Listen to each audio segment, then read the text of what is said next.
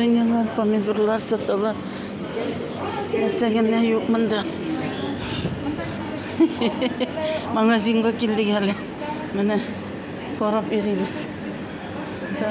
Бавырсаклар. Да.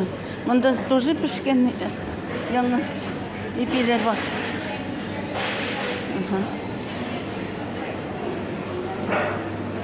Здравствуйте. Так, колбаски.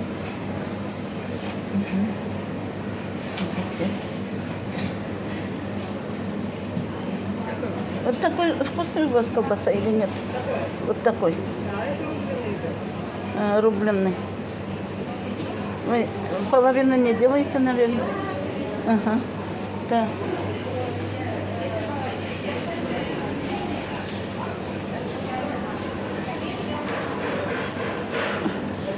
Сейчас я подойду, ладно?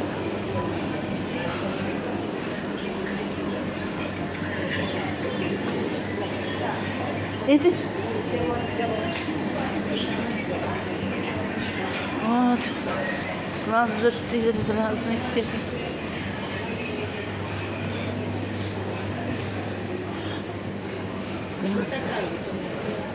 Вкус.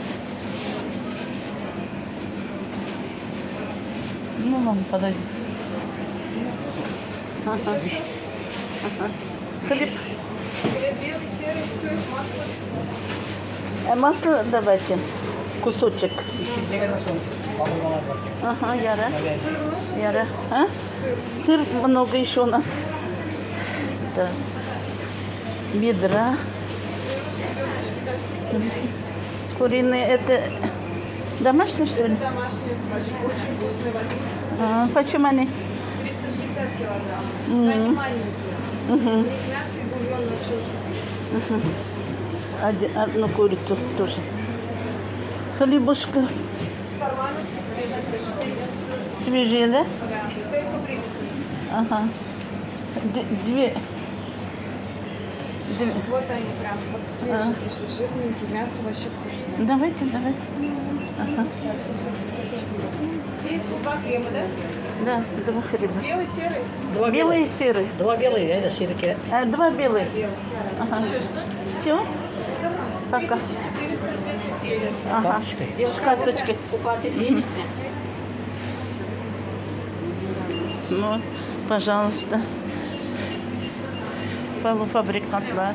Менә, пожалуйста, бөтен нәрсә бар. Кыйммәтле түгел.